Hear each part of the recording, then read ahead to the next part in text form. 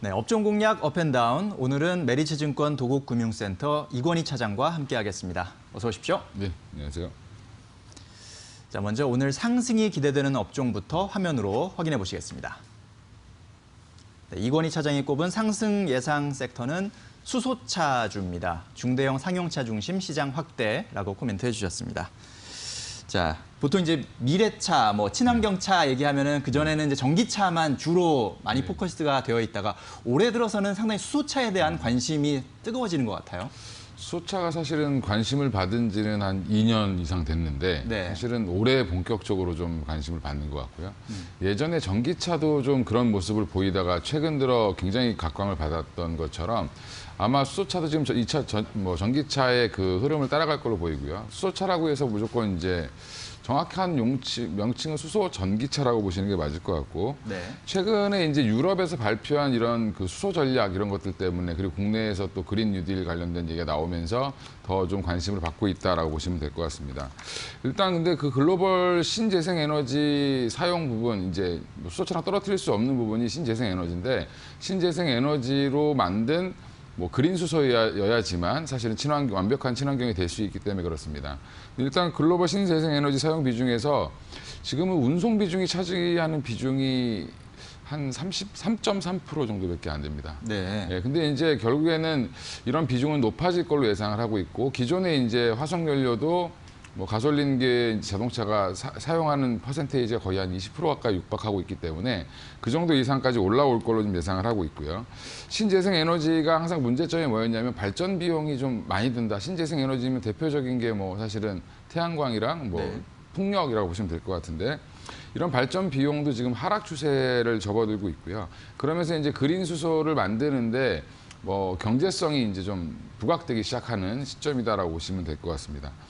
미국 이제 각국의 이제 정책들을 좀 조금 살펴보실 필요가 있는데, 미국 같은 경우는 캘리포니아 주를 중심으로 해서 제로 배출 트럭 전환 발표, 트럭이라는 부분을 좀 강조를 했죠. 결국에는 큰 대형차 위주로는 수소차 전략을 가겠다라고 지금 보시면 될 것 같습니다.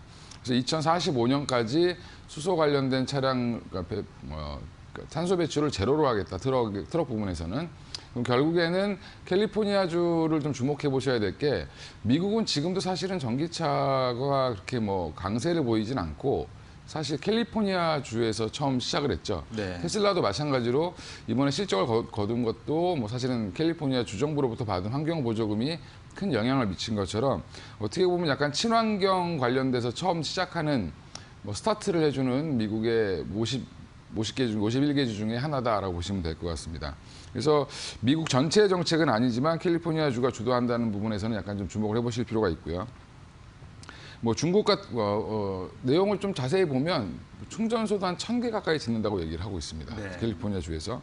그럼 중국 같은 경우는 또 어떻게 하고 있냐라고 봤을 때, 여기는 이제 상용차 중심 버스나 트럭, 이제 캘리포니아주가 주로 트럭이었다라고 하면 중국 같은 경우는 버스를 좀 추가했는데, 이런 상용차 분야에서는 수소차를 집중적으로 키우겠다라고 하면서 정책을 내놨고요. 수소 굴기라고 해서 또 진행을 하고 있습니다. 근데 이제 이제 미국이나 중국 같은 경우가 둘 다 이제 상용차 중심으로 얘기가 나오는 이유 자체가, 결국에는 전기차보다는 장거리라든지 큰 차에는 훨씬 더 효율적이다라고 보는 거라고 보시면 될 것 같고요. 유럽 같은 경우는 각국의 수소 전략 이런 거, 유럽은 다들 아시겠지만 되게 지금 강한 수소를 드라이브 걸었죠. 7,500억 유로를 지금 투여하면서 그 중에 대부분을 이쪽으로 좀 투여하는 모습을 보여주고 있고요. 범유럽 차원에서 같이 이제 각국 따로따로 진행하던 게 유럽 차원에서 전체적으로 진행을 한다는 부분에서는 향후 더 기대를 해볼 수 있을 것 같습니다. 그리고 한국 같은 경우는 그린 뉴딜 발표를 하면서 결국에는 이제 주로 다 알고 있죠. SUV 승용차 위주로 이제 진행이 되다가 넥소라고 하죠. 네. 넥소가 진행이 되다가 이제 중장거리 버스라든지 최근 들어 이제 스위스에 화물차를 수출을 했죠. 네. 트럭을. 예, 그러면서 이제 수소차 보급을 좀 확대하고 있는 중이고요. 수소가 근데 사실은 이제 배터리보다는 이제 전기차가 주로 이제 배터리만을 쓰는데, 배터리보다 무게당 높은 에너지 밀도를 갖고 있어서 훨씬 더 장거리나 무거운 차량의 우위를 띄고 있다라고 보시면 될 것 같고, 결국에 이제 중대형 상용차들은 사실은 이쪽 수소로 가고, 그다음에 뭐 승용차 위주로 이제 좀 작은 차들은 전기차 위주로 가는 대세가 좀 만들어졌다라고 보시면 될 것 같고요. 특히 이제 미국의 니콜라가 상장을 하면서 시장에 관심을 좀 많이 받고 있고, 최근에 니콜라가 현대차에게 협업을 요구했다라는 얘기가 나오면서 또 현대차도 좀 주목을 받고 있는 상황입니다. 사실 이제 니콜라의 시총이 굉장히 크지만 뭐 현대차에 비해서 좀 굉장히 많이 고평가되어 있죠. 미국 시장에 있기 때문에. 현대차는 근데 이미 벌써 수소 트럭을 수출하기 시작을 했고요. 뭐 향후에 경쟁력 있는 수소 트럭 전용 모델 이제 넵튠이라는 거를 출시를 할 걸로 예상을 하고 있습니다. 지금 이제 출시한 모델은 이제 기존의 이제 그 디젤 모델의 형태에다가 수소를 얹은 모양이었기 때문에 이번에 이제 좀 새로운 모델이 나오면 좀 더 각광을 받을 걸로 예상을 하고요. 뭐 글로벌의 이제 국가별 그 수소차 현황을 보면 뭐 한국이 거의 압도적으로 1등입니다. 한 40% 정도를 차지하고 있고, 중국이 한 37%, 뭐 수소 승용차도 보면 한국이 주로 이어가고 있다는 부분에서 좀 주목을 해보실 필요가 있습니다. 네, 그렇군요. 자, 뭐 이 친환경 에너지라는 패러다임은 뭐 우리가 할까 말까를 고민할 게 아니라 해야 되고 할 수밖에 없는 그런 상황입니다. 그런 상황 속에서 역시 수소차가 아주 중요한 또 역할을 할 것으로 예상된다는 점, 이런 점들을 좀 주목해 보실 필요가 있겠고요. 자, 이번에는 피해야 할 섹터, 하락이 예상되는 섹터는 어떤 업종인지 지금 바로 화면으로 확인해 보시겠습니다. 자, 이건희 차장이 꼽은 하락 예상 업종은 남북 경협주군요. 미국 대선 전까지는 호재 부족이라고 코멘트해 주셨습니다. 네, 미국 대선 전까지는 남북 경협주 좀 뭐 기대할 만한 게 없나 보군요. 뭐 최근 뭐 통일부 장관이 좀 바뀌면서 좀 뭐 민간 차원의 교류 확대라든지 이런 부분은 부분적으로 있을 수 있는데, 사실은 네. 큰 틀에서 북한과 미국과의 관계, 그다음에 한국과 뭐 북한과의 관계, 남북 관계라든지 북미 관계 개선이 이루어지지 않고 있는 상황이기 때문에 사실은 당분간 좀 뭐 호재가 없다라고 보시는 게 더 맞을 것 같고요. 아직은 북미 관계 개선이 좀 낮은 상황이고, 미국의 대선 전에 이제 회담을 기대를 했었죠. 깜짝 회담을 기대를 했었는데, 사실은 트럼프가 대선 이후로 얘기를 했습니다. 그러면서 이런 코멘트가 나오면서 사실은 뭐 조금 북미 관계 해소는 좀 더 미뤄질 걸로 예상을 하고 있고, 이제 미국의 선거 결과에 따라 어떻게 될지 또 향후 그 불확실성을 또 존재하기 때문에 뭐 민주당이 집권을 할지 공화당이 재집권을 할지 이거에 따라서 또 여부가 좀 달라질 것 같습니다. 뭐 역시 또 남북 관계도 역시 좀 답보 상태를 보여주고 있죠. 좀 좋아지고 있다가 최근에는 좀 얼어붙어 있는 상태고, 민간 교류가 조금은 시작되고 있지만 아직은 좀 미미한 상태라고 보시면 될 것 같습니다. 그래서 투자 포인트는 사실은 금강산 관광 재개라든지 아니 개성공단 재개, 뭐 남북 철도 사업 재개 이런 것들이 좀 시작을 한다라는 얘기가 좀 나와줘야 사실은 좀 모멘텀이 좀 될 수 있을 거라고 보시면 될 것 같고요. 네. 뭐 북미 관계, 남북 관계 모두 이제 이런 구체적인 이벤트가 좀 나올 때까지는 뭐 관망하고 굳이 먼저 들어가서 보초를 쓰실 필요는 없을 것 같다라고 말씀드리겠습니다. 네, 그렇군요. 자, 남북 관계가 현재 답보 상태에 놓여 있고, 북미 관계도 역시 지금 개선 가능성이 좀 낮은 상황, 이런 점에서 남북 경협주는 조금 또 시간이 더 필요하지 않나라는 의견이셨습니다.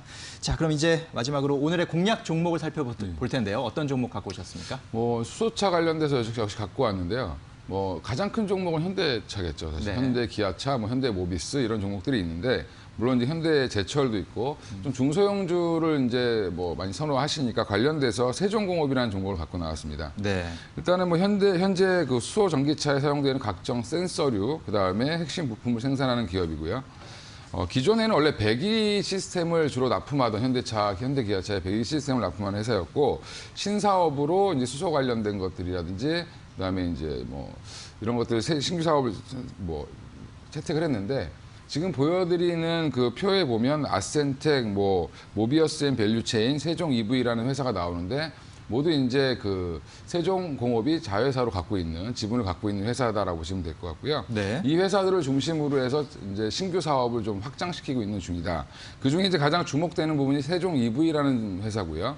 세종 EV가 이제 5월달에 이제 회사를 이제 세웠는데, 결국에는 이제 현대 모비스를 통해서 현대차에 납품하는 수소 스택의 가장 핵심 부품인 금속 분리판을 납품하기로 되어 있고요.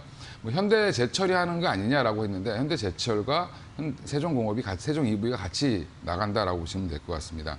그래서 금속 분리판 자체가 스택 원가의 한 20%를 차지하기 때문에 사실은 굉장히 좀 비용이 좀 그 매출 비중이 클 수 있다라는 부분이고, 세종 EV가 2021년 내년 정도가 되면 한 900억 이상 뭐 이제 매출을 좀 기록할 걸로 보이고요.